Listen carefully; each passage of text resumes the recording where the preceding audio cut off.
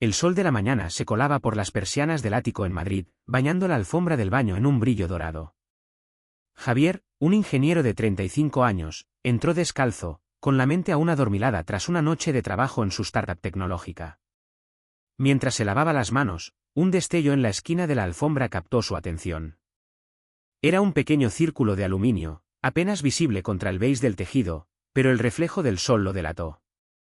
Intrigado, se agachó con cuidado, temiendo pisar algo afilado. Lo levantó y lo examinó bajo la luz, una cápsula de aluminio, de esas que quedan cuando se extrae una pastilla de un blister. Javier frunció el ceño.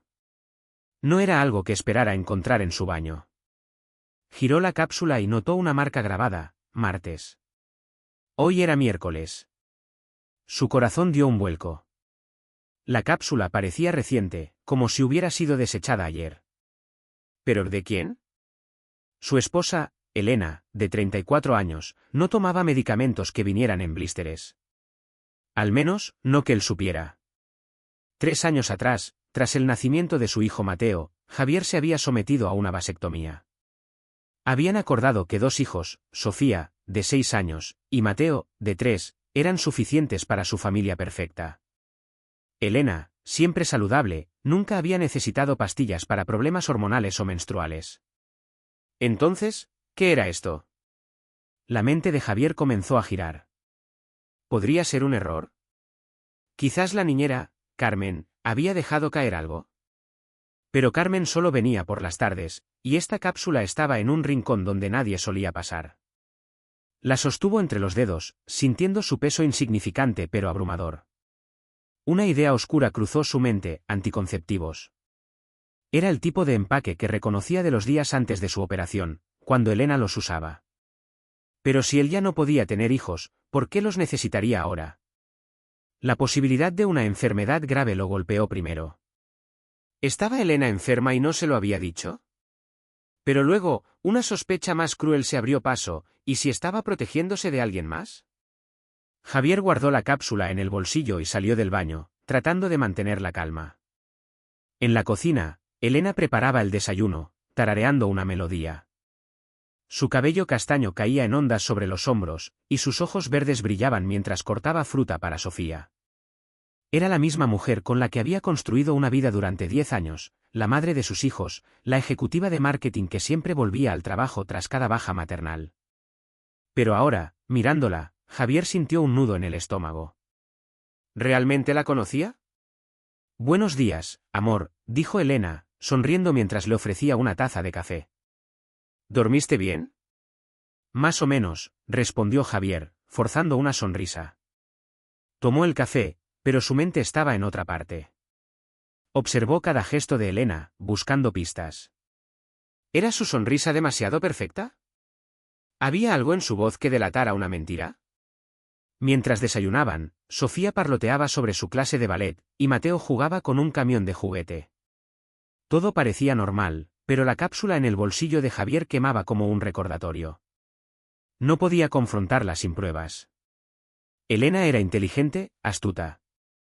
Si estaba ocultando algo, no lo admitiría fácilmente. Necesitaba hechos, no suposiciones. Después de dejar a los niños en la escuela, Javier se dirigió a su oficina en el centro de Madrid. Su startup, enfocada en soluciones de energía renovable, estaba creciendo, pero hoy no podía concentrarse. Sentado en su escritorio, abrió su portátil y comenzó a buscar. Cápsulas de anticonceptivos, arrojó imágenes idénticas a la que había encontrado. Luego buscó cómo saber si tu pareja te engaña. Los artículos sugerían revisar teléfonos, instalar cámaras ocultas, contratar detectives privados. Javier sabía que no podía permitirse un detective, pero las cámaras eran una opción. También encontró un artículo sobre clonación de teléfonos, un dispositivo que podía copiar mensajes y correos. Era caro, pero viable. Antes de decidirse, llamó a Lucía, su asistente de confianza. Lucía, de 32 años, era eficiente y discreta, con un talento para resolver problemas sin hacer preguntas. Lucía, necesito algo, delicado, dijo Javier, bajando la voz. ¿Conoces a alguien que venda equipos de vigilancia? Cámaras pequeñas, discretas. Lucía no dudó. Dame un par de horas. Te consigo lo que necesitas. Gracias. Y, por favor, que quede entre nosotros. Siempre, respondió ella, con un tono profesional pero cálido. Mientras esperaba, Javier revisó el teléfono de Elena cuando ella salió a dejar a los niños. No había mensajes sospechosos, pero notó que siempre lo llevaba consigo, incluso al baño. Era extraño. Elena nunca había sido tan protectora con su móvil. La semilla de la duda creció. Esa tarde, Lucía llegó con un paquete discreto, 3 cámaras diminutas y un dispositivo de clonación de teléfonos. Las cámaras son fáciles de instalar. El clonador necesita acceso físico al teléfono por unos minutos, explicó Lucía, entregándole las instrucciones. Eres un ángel, dijo Javier, agradecido. Solo hago mi trabajo, respondió ella, con una media sonrisa. Esa noche, mientras Elena dormía, Javier instaló las cámaras, una en el salón, otra en el dormitorio y una en el baño, oculta tras un espejo. También colocó un rastreador GPS en el coche de Elena, sincronizado con su teléfono. Se sintió como un espía, pero la necesidad de saber la verdad lo impulsaba. A la mañana siguiente, todo parecía normal. Elena se despidió con un beso antes de ir a su trabajo en una agencia de marketing. Javier revisó el rastreador, su coche estaba en el parking de la oficina. Pero algo no cuadraba. Durante el almuerzo, el rastreador mostró que el coche se movió a un café a 10 minutos de la oficina, un lugar al que Elena nunca mencionaba. Javier decidió actuar. Condujo hasta el café, un local moderno con ventanales amplios. Desde su coche, vio a Elena sentada en una mesa, riendo. Frente a ella estaba Carlos, su jefe, un hombre de 40 años con un encanto magnético. No era la primera vez que Javier lo veía, pero algo en su lenguaje corporal, la forma en que Elena tocaba su brazo, la mirada íntima, lo hizo apretar el volante. No había pruebas concretas, pero su instinto gritaba. De vuelta en casa, Javier revisó las grabaciones de las cámaras. Nada inusual, salvo un detalle: Elena entró al baño con su bolso y salió sin él. Era extraño. Cuando ella salió a recoger a los niños, Javier registró el bolso y encontró un compartimento oculto. Dentro, un segundo teléfono, uno que nunca había visto. Su pulso se aceleró. Necesitaba clonarlo, pero tendría que esperar a que Elena se descuidara. Esa noche, mientras cenaban, Javier observó a Elena con nuevos ojos.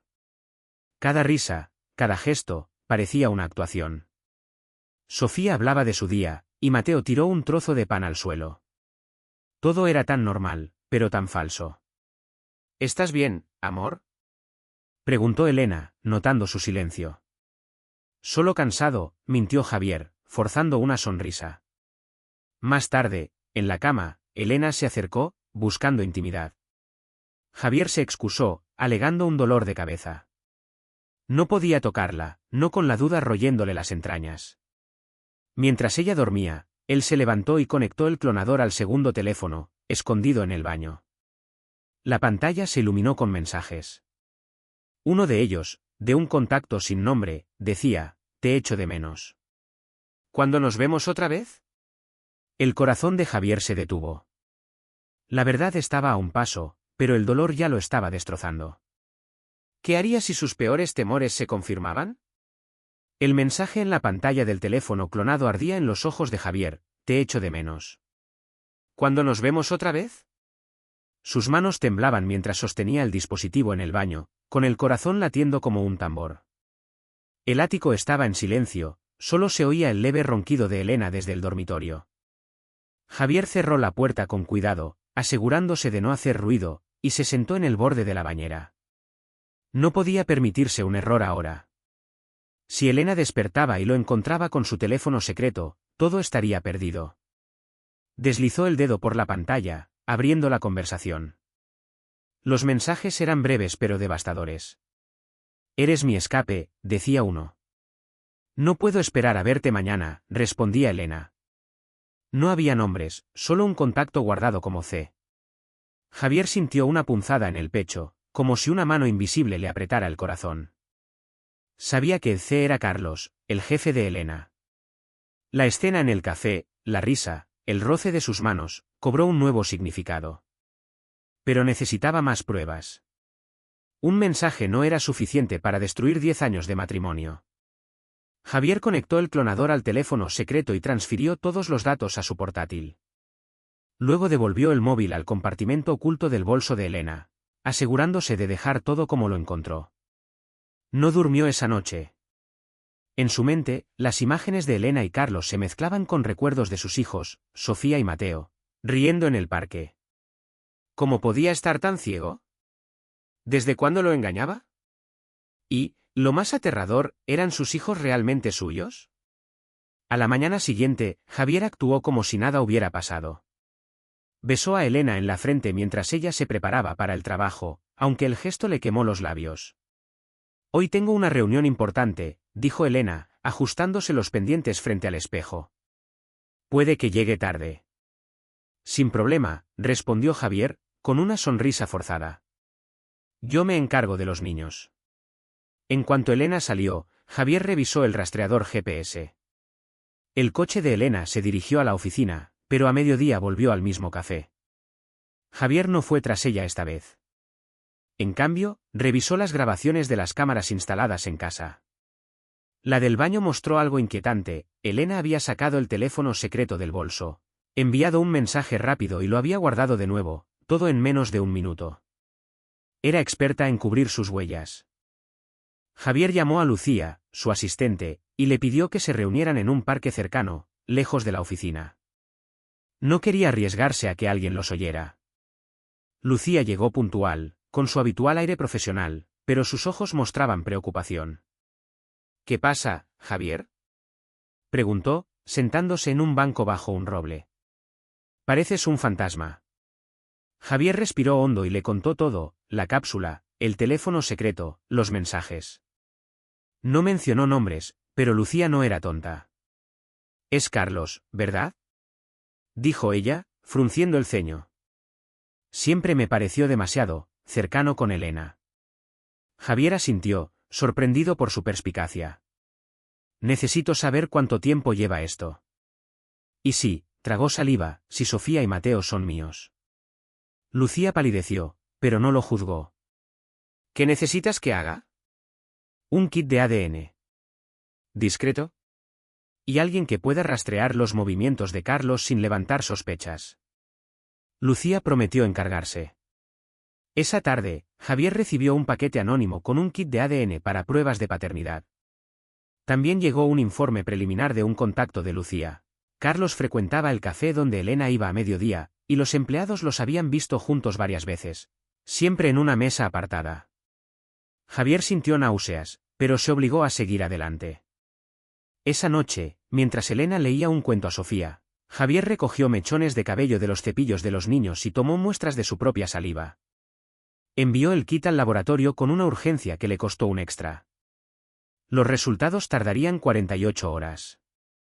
Hasta entonces, tenía que mantener la fachada de esposo perfecto. El rastreador GPS mostró un nuevo patrón: Elena salía de la oficina a horas inusuales, a veces por solo 30 minutos, y siempre iba a lugares discretos, cafés, parques, incluso un hotel boutique a las afueras de Madrid. Javier revisó los mensajes clonados cada noche. Uno de ellos lo dejó helado: no puedo seguir con esto. Él no merece esto, escribió Elena. La respuesta de Carlos fue cortante: si paras, le cuento todo sobre tu error.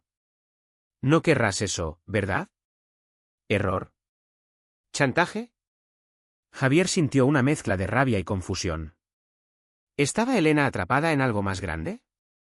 Pero su compasión duró poco. Fuera lo que fuera, ella había elegido mentirle, traicionarlo. Decidió intensificar su vigilancia. Instaló una cámara adicional en el garaje, donde Elena pasaba tiempo organizando cosas.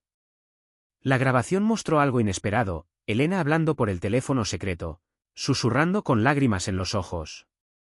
No puedo más, Carlos. Esto me está matando. La respuesta no se oyó, pero Elena colgó y escondió el móvil en una caja de herramientas. Javier estaba a punto de revisar más grabaciones cuando recibió un correo del laboratorio. Los resultados de ADN estaban listos. Con el corazón en la garganta, abrió el enlace. Las palabras en la pantalla lo golpearon como un martillo: probabilidad de paternidad. 0% para Sofía y Mateo. Sus hijos, los niños que había criado, amado, no eran suyos. Pero había más. El laboratorio había identificado un marcador genético común en las muestras de los niños, sugiriendo que compartían el mismo padre biológico. Javier supo de inmediato quién era. La rabia lo cegó por un momento, pero luego vino la claridad. No podía confrontar a Elena todavía. Necesitaba pruebas irrefutables para destruir a Carlos y proteger lo que quedaba de su vida. Llamó a Lucía, que respondió al primer tono. Lucía, es peor de lo que pensaba, dijo, con la voz rota. Los niños no son míos. Y creo que Carlos la está chantajeando. Hubo un silencio al otro lado. Luego, Lucía habló, con una calma que lo sorprendió. Javier, he sospechado algo desde hace un año. Vi a Elena con ese teléfono en la oficina, pero no tenía pruebas. Debería haberte dicho algo. Lo siento. No es tu culpa, respondió él, aunque la revelación lo sacudió. ¿Por qué Lucía no dijo nada antes? Decidieron reunirse al día siguiente para planear el próximo paso. Javier necesitaba pruebas del chantaje y de la relación de Elena con Carlos. Mientras tanto, revisó las grabaciones del garaje. Una de ellas captó a Elena entrando al coche con una bolsa pequeña. El rastreador mostró que fue al Hotel Boutique. Javier decidió seguirla la próxima vez. Esa noche, mientras Elena dormía, Javier se sentó en su estudio, mirando fotos de Sofía y Mateo en su teléfono. Sus risas, sus abrazos, todo parecía una mentira. Pero una parte de él aún los amaba. ¿Podría seguir siendo su padre, sabiendo la verdad? La duda lo carcomía, pero una cosa era segura, no dejaría que Elena y Carlos salieran impunes. La verdad estaba cerca, y con ella, su venganza. La oscuridad del ático envolvía a Javier mientras miraba la pantalla de su portátil, con los resultados de ADN quemándole los ojos, probabilidad de paternidad, 0% para Sofía y Mateo. Sus hijos, los que había arrullado, llevado al parque y besado antes de dormir, no eran suyos. El laboratorio confirmaba que compartían un padre biológico, y Javier no tenía dudas, era Carlos, el jefe de Elena. La rabia le apretó el pecho, pero no podía derrumbarse. No ahora. Necesitaba pruebas irrefutables para destruir a los traidores que habían destrozado su mundo. El amanecer trajo una calma fría. Javier se levantó antes que Elena, preparó café y fingió normalidad mientras ella se arreglaba para el trabajo. ¿Todo bien, amor?, preguntó Elena, ajustándose la chaqueta. Perfecto, mintió Javier, con una sonrisa que escondía su tormenta interior. En cuanto Elena salió, Javier revisó las grabaciones de las cámaras. La del garaje mostraba a Elena entrando al coche con una bolsa pequeña, dirigiéndose al Hotel Boutique donde solía reunirse con Carlos. Decidió seguirla ese día. Pero antes, llamó a Lucía, su asistente, y le pidió reunirse en su oficina. Lucía llegó en menos de una hora, con el rostro tenso. ¿Qué encontraste?, preguntó, cerrando la puerta.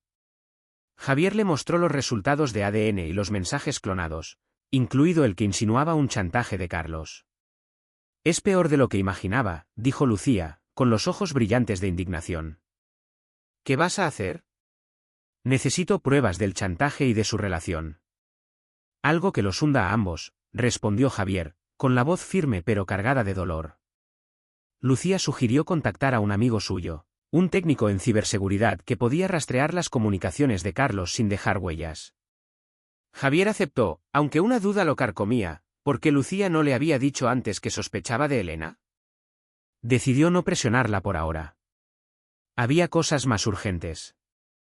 Esa tarde, Javier siguió el rastreador GPS hasta el Hotel Boutique, un lugar elegante en las afueras de Madrid con jardines discretos. Aparcó a distancia y observó desde su coche. Elena salió de su vehículo, mirando a su alrededor antes de entrar. Minutos después, Carlos llegó en un deportivo negro. Javier apretó los dientes, conteniendo el impulso de irrumpir. En cambio, activó la cámara de su teléfono y grabó sus siluetas a través de una ventana. No era suficiente, pero era un comienzo. De vuelta en casa, Javier revisó las grabaciones de la cámara del salón. Lo que vio lo destrozó.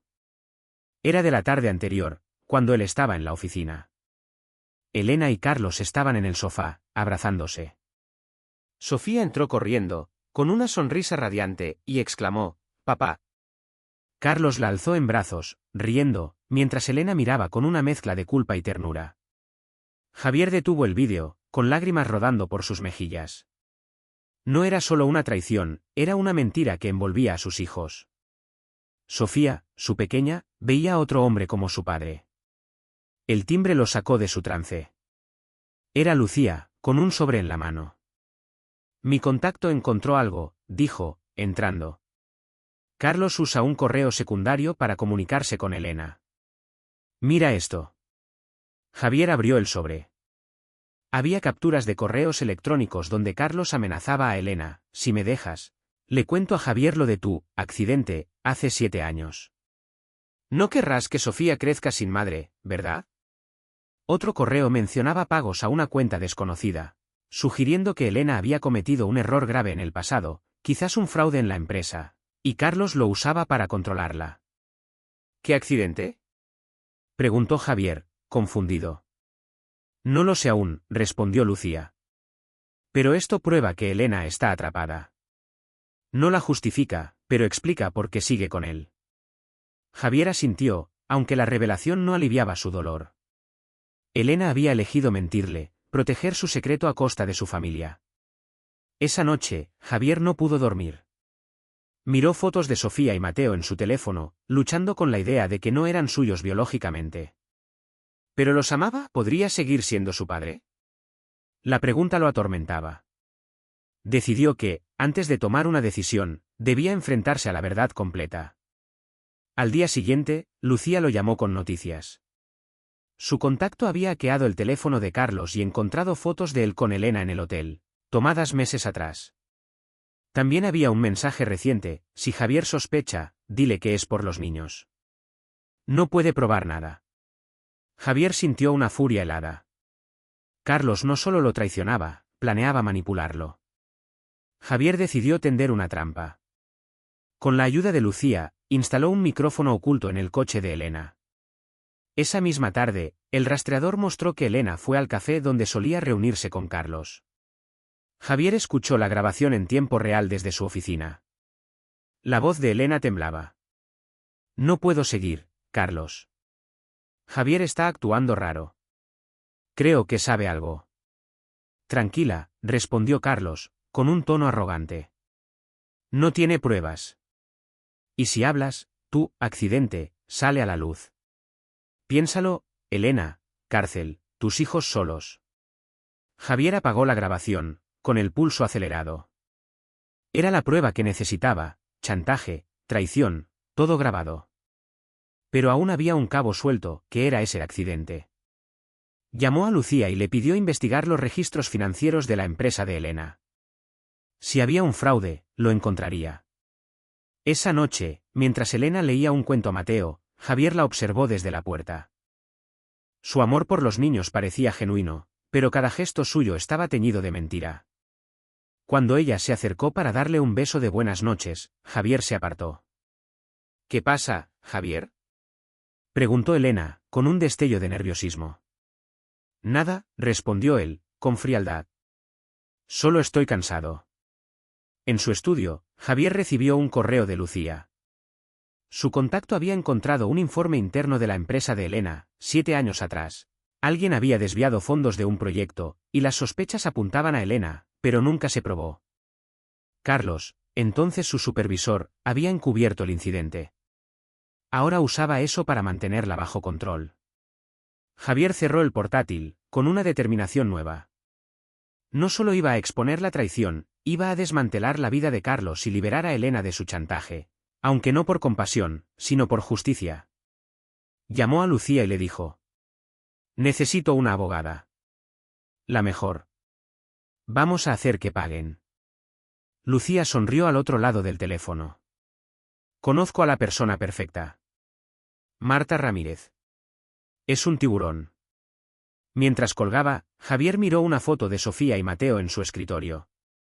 No sabía si podría seguir siendo su padre, pero una cosa era segura: No dejaría que Carlos y Elena destruyeran su vida sin consecuencias. La venganza estaba en marcha, y sería implacable. La luz del amanecer se filtraba por las ventanas del ático, pero Javier no había dormido. En su estudio, rodeado de grabaciones, correos y pruebas, planeaba su próximo movimiento. Los resultados de ADN, los mensajes clonados y la grabación del chantaje de Carlos eran un arsenal letal. No quería violencia, quería justicia. Una justicia que dejara a Elena y Carlos expuestos, humillados, sin nada. Con la ayuda de Lucía y una abogada implacable, estaba listo para actuar. Esa mañana, Javier se reunió con Marta Ramírez, una abogada conocida por su ferocidad en casos corporativos. En un café discreto del centro de Madrid, le entregó un dossier con todas las pruebas, las grabaciones, los correos de chantaje, el informe del fraude de Elena 7 años atrás. Marta, una mujer de unos 40 años con ojos afilados, hojeó los documentos con calma. Esto es oro puro, dijo, cerrando la carpeta. Podemos demandar a la empresa por violación de políticas éticas y a Carlos por extorsión. Elena no tiene escapatoria. ¿Y los niños?, preguntó Javier, con la voz tensa. No son míos, pero los quiero. Marta lo miró con empatía. Legalmente, eres su padre porque están registrados a tu nombre. Podemos pelear por la custodia, pero será duro. ¿Estás seguro? Javier asintió. No sabía cómo manejaría su relación con Sofía y Mateo, pero no los abandonaría. El plan era doble: exponer el romance y el chantaje en la empresa de Elena, y humillarlos ante su círculo social.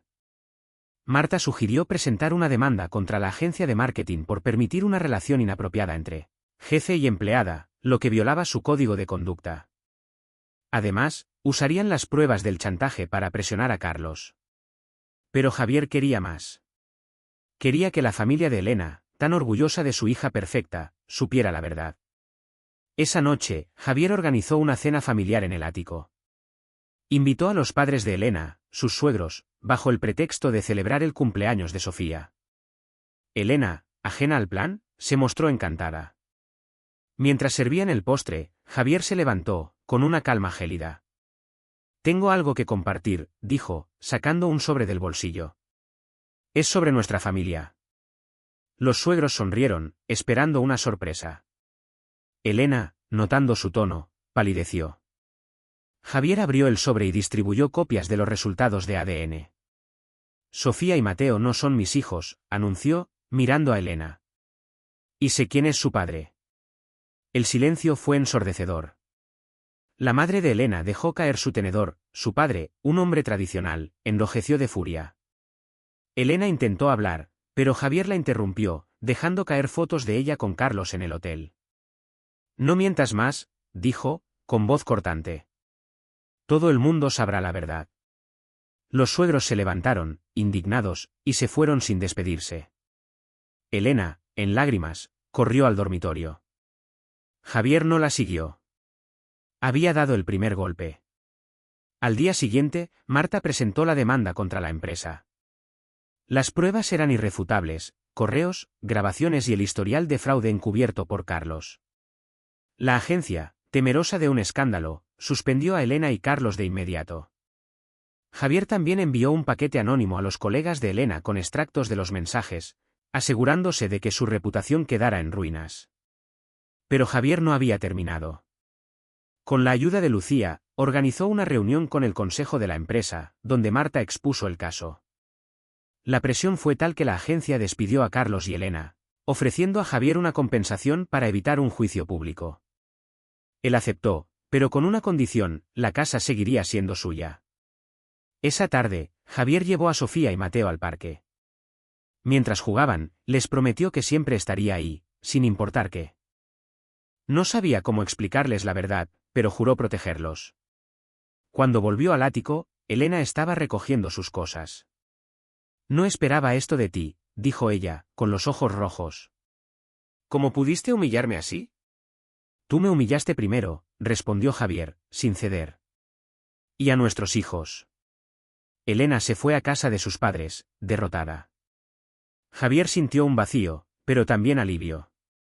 Había ganado la primera batalla, pero la guerra por su futuro apenas comenzaba. El ático en Madrid, antes lleno de risas y recuerdos, ahora se sentía vacío. Javier miraba por la ventana, con el sol del atardecer tiñendo la ciudad de tonos cálidos.